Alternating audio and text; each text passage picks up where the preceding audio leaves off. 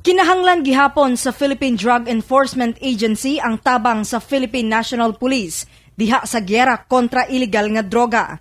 Kini maoy lantaw ni City Anti-Drug Abuse Council kun CADAC Officer Michael Danton Aportadera.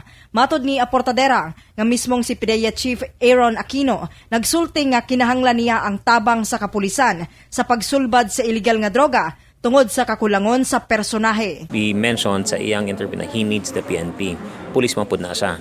So he understands the dynamics of the PNP and the PDEA. It's going to be a very daunting task for him.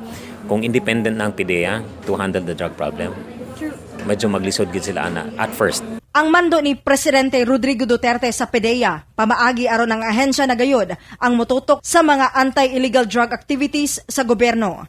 Gitataw ni Aportadera nga dili maapektuhan ng CADAC, karon nga ang PDEA na ang muhimog aksyon kontra illegal nga droga dinhi sa Dakbayan. It wouldn't affect me sa Davao. Because I've already coordinated with everybody sa community man good. I actively involve the community. It's not basically depending on the PDEA and the PNP. So dili tayo ko magproblema ana. Kasama mo sa balita kini si Radyo Man ay Migenita, Tatak, RMN. Tatak RMN.